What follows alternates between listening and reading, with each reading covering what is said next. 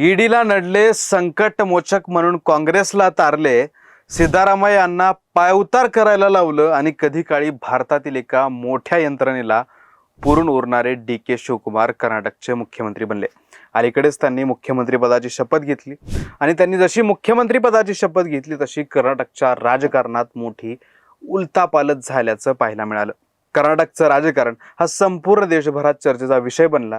पण तसं पाहायला गेलं तर कर्नाटकच्या जनतेसाठी डी.के. शिवकुमार आणि सिद्धरामय्या यांच्यात सुमारे 2.5 वर्षापासून सुरू असलेला सुप्त संघर्ष काही नवीन नाही आहे। त्यात मागील 6 महिन्यांपासून तर मुख्यमंत्री पदाच्या खुर्चीसाठी डी.के. शिवकुमार अगदीच आक्रमक पवित्रा घेऊन तयार होते।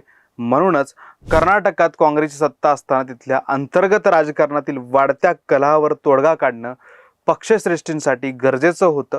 कर्नाटकातील या सत्ता संघर्षावर तोडगा काढण्यात काँग्रेसच्या पक्षश्रेष्ठींना अखेर यशही आलं आणि डी.के. शिवकुमार यांच्या रूपानं पक्षाचा एक कणखर आणि अत्यंत आश्वासक चेहरा मुख्यमंत्री पदाच्या खुर्चीत बसला। ज्या ईडी पुढे भल्या भल्या नेत्यांना झुकावं लागलं, भाजपमध्ये जावं लागलं, त्या ईडीला पुरून उरणारं नेतृत्व म्हणून त्यांची चांगलीच चर्चा झाली।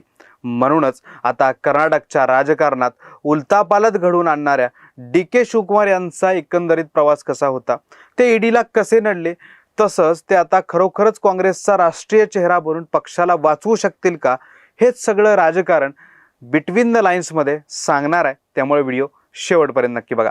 नमस्कार, मी ज्ञानेश्वर रेड्डी, तुम्ही पाहताय टीओडी मराठी। कोण आहेत डी.के. शिवकुमार? तर सध्याच्या घडीला कर्नाटकच्या मुख्यमंत्री पदाची शपथ घेणाऱ्या डी.के. शिवकुमार यांचा विचार केला तर त्यांचा जन्म बंगळुरू नजीकच्या कनकपुरा या गावात झाला होता। वयाच्या 18व्या वर्षापासून विद्यार्थी नेता म्हणून राजकीय कारकिर्दीला सुरुवात केली। 1989 मध्ये 27व्या वर्षी त्यांनी काँग्रेसच्या तिकिटावर सातनूर मतदारसंघातून निवडणूक लढवली। ही पहिली निवडणूक ते हारले, मात्र तेव्हा त्यांचा सामना मातब्बर नेते एच.डी. देवेगौडा यांच्याशी झाला होता। जे एच.डी. देवेगौडा 1994 साली कर्नाटकचे मुख्यमंत्री बनले आणि 1996 मध्ये देशाचे पंतप्रधान झाले। त्यानंतर 1994, 1999, 2004 असं सलग 3 वेळा निवडून येत त्यांनी सातनूर मतदारसंघात आपली ताकद दाखवून दिली। याच काळात 1990च्या दशकात त्यांनी एस.एम. कृष्णा यांच्या मंत्रिमंडळात पाटबंधारे राज्यमंत्री म्हणून जबाबदारी सांभाळली। त्यानंतर 2008 मध्ये कर्नाटकात मतदारसंघाची पुनर्रचना झाली, तेव्हा त्यांनी कनकपूर मतदारसंघातून निवडणूक लढवायला सुरुवात केली। तिथेही सातत्यानं निवडून येऊ लागले। म्हणजे एकंदरीत बघायला गेलं तर डी.के. शिवकुमार तब्बल 8 वेळा आमदार म्हणून निवडून आले। डी.के. शिवकुमार कसे झाले काँग्रेसचे संकटमोचक? आता यात तुम्ही म्हणाल की हा सगळा राजकीय प्रवास बघता त्यांना संकटमोचक म्हणून ओळख कशी काय मिळवली? तर त्याचं झालं असं की 2008च्या 26/11च्या बॉम्बस्फोटानंतर महाराष्ट्राचे तत्कालीन मुख्यमंत्री विलासराव देशमुख यांच्या कामाबद्दल प्रश्नचिन्ह निर्माण झाले आणि याच घटनेमुळे विलासरावांना मुख्यमंत्री पदाच्या खुर्चीवरून पायउतार व्हावं लागलं। तेव्हा त्या कठीण राजकीय प्रसंगात काँग्रेसवर सातत्यानं निशाणा साधला जात असताना त्यांनी अत्यंत उत्तमरित्या पक्षाची बाजू सांभाळली, ज्यामुळे ते राष्ट्रीय स्तरावर पक्षाचे एक संकटमोचक म्हणून ओळखले जाऊ लागले। तसंच 2018 सालच्या विधानसभा निवडणुकीनंतर कर्नाटकातील जेडीएस काँग्रेस आघाडीचं सरकार धोक्यात आलं होतं। तेव्हाही तिथल्या आमदारांना शांत करण्यासाठी आणि पक्षासोबत जोडून ठेवण्यासाठी डी.के. शिवकुमार पुढे सरसावले। तिथेही त्यांनी संकटमोचक म्हणून महत्त्वाची भूमिका निभावली। त्यांच्या मंत्रिपदाचा विचार केला तर विधानसभेचा प्रदीर्घ अनुभव असूनही त्यांना 2013 पर्यंत कॅबिनेट मंत्रिपद मिळालं नव्हतं। मात्र 2014 मध्ये सिद्धरामय्या यांच्या मंत्रिमंडळात त्यांना कॅबिनेट मंत्रिपद मिळालं। याच काळात त्यांनी कर्नाटकचं गृहमंत्रीपद भूषवलं। तसंच 2018 मध्ये राज्याच्या उपमुख्यमंत्री पदापर्यंत त्यांनी मजल मारली। याच काळात ते कर्नाटक काँग्रेसचे प्रदेशाध्यक्षही होते। मग ईडीच्या निशाण्यावर कसे आले? राजकारणात असतानाच ते आपला व्यवसाय देखील वाढवत होते। याच काळात त्यांनी कर्नाटकात खाणी विकत घेतल्या, बिल्डिंग्स बांधल्या, मॉल्स उभारले, हॉटेल, कॉलेज, शाळा असं सगळं उभारून व्यवसाय केला। या सगळ्यातून हजारो कोटींची संपत्ती जमवली। मग एवढे व्यवसाय केल्यानंतर इतर राजकीय नेत्यांसोबत जे होतं तेच यांच्यासोबत देखील झालं। त्यांच्यावर कारवाईचा बडगा उठला। मात्र त्यांच्या या कार्यकाळात मनी लॉन्ड्रिंगच्या आरोपावरून डी.के. शिवकुमार यांच्यावर प्राप्तिकर विभागानं धाड टाकली आणि शिवकुमार यांच्याशी संबंधित ठिकाणावरून छापे मारून बेहिशोबी रोकड जप्त केली। मग पुढे याच कारवाईच्या आधारे ईडीने केलेल्या चौकशीनंतर मनी लॉन्ड्रिंगच्या आरोपावरून त्यांना सप्टेंबर 2019 मध्ये अटक करण्यात आली। याच काळात त्यांना तिहार जेलमध्ये तब्बल 52 दिवस तुरुंगवास भोगावा लागला होता।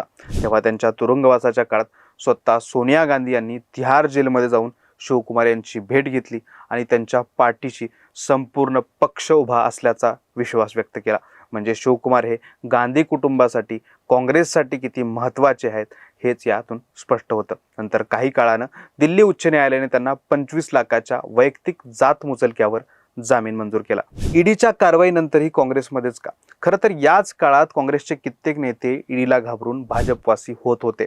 आपल्यावर कारवाई झाली म्हणून आपलं राजकीय अस्तित्व संपून जाईल या भीतीने केंद्रातील सत्तेला शरण जात होते। मात्र त्या कठीण काळातही DK शिवकुमार यांनी काँग्रेस न सोडण्याचा निर्णय घेतला आणि आपण कायम काँग्रेस मन म्हणून राहणार अशी भूमिका घेतली। गांधी कुटुंबाशी असलेले संबंध हेही त्यांच्या भूमिकेमागचं महत्त्वाचं कारण असल्याचं सांगितलं जातं। याच निष्ठेचं, भूमिकेचं बक्षीस म्हणून ईडीच्या कचाट्यातून सुटलेल्या DK शिवकुमार यांच्यावर काँग्रेसने 2020 मध्ये मोठी जबाबदारी दिली। पक्षानं कर्नाटक प्रदेश काँग्रेस कमिटीच्या अध्यक्षपदाची जबाबदारी टाकली, त्यांचं राजकीय पुनर्वसन केलं। पुढे 2023 मध्ये कर्नाटकच्या विधानसभा निवडणुकीत त्यांच्याच नेतृत्वाखाली पक्षानं प्रचंड बहुमत मिळवलं। त्यांचा अनुभव, नेतृत्व, गांधी कुटुंबाशी जवळीक यामुळे मुख्यमंत्री पदाच्या रेसमध्ये त्यांचं नाव आघाडीवर होतं। मात्र तेव्हा काँग्रेस हायकमांडनं सत्तेचं संतुलन राखण्यासाठी मातब्बर नेते सिद्धारामय्या यांच्यावर विश्वास टाकला। DK शिवकुमार यांना प्रदेशाध्यक्षपदासह उपमुख्यमंत्री पद दिलं। त्याचवेळी सत्ता वाटपाचा अडीच वर्षाचा फॉर्म्युला ठरला होता असं मीडियातूनही बातम्या आल्या होत्या। शिवकुमार यांची मुख्यमंत्री पदाची महत्वाकांक्षाही काही लपून राहिली नाही। त्यातूनच कर्नाटक काँग्रेसमध्ये मुख्यमंत्री पदाच्या खुर्चीवरून अंतर्गत संघर्षही झाल्याचं बघायला मिळालं। पण यापूर्वी मध्य प्रदेशात ज्योतिरादित्य शिंदे, राजस्थानात सचिन पायलट यांच्याबद्दलही अडीच वर्षाचा फॉर्म्युला ठरला होता। मात्र कमलनाथ आणि अशोक गहलोत हे मुख्यमंत्री पदावर कायम राहिल्यानं मोठा पेच निर्माण झाला होता। तसाच पेच कर्नाटकमध्येही निर्माण होणार का याकडे सगळ्यांचं लक्ष लागलं होतं। पण काँग्रेस हायकमांडच्या आदेशानंतर सिद्धारामय्या यांनी स्वतःहून मुख्यमंत्री पद सोडण्याची घोषणा केली आणि अखेर 3 जून 2026 रोजी DK शिवकुमार हे कर्नाटकचे 25वे मुख्यमंत्री बनले। थोडक्यात काय तर ईडी सारख्या बलाढ्य केंद्रीय तपास यंत्रणेला पुरून उरणाऱ्या DK शिवकुमार यांना पक्षनिष्ठेचं बक्षीस मिळालं। यामुळे काँग्रेसमध्ये राहूनही सत्तेच्या मोठ्या पदापर्यंत पोहोचता येतं हे अधोरेखित झालं। तसंच संपूर्ण काँग्रेसमध्ये सत्ता हस्तांतरणाच्या प्रक्रियेला सुरुवात झाल्याचंही दिसलं। पण तुम्हाला काय वाटतं?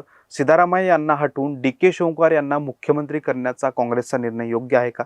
ईडीला नडणाऱ्या DK शिवकुमार यांना काँग्रेस न सोडण्याचा निर्णय योग्य वाटतो का?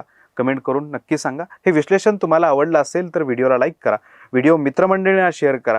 अशाच विश्लेषणासाठी TOD मराठीला सबस्क्राईब करायला विसरू नका।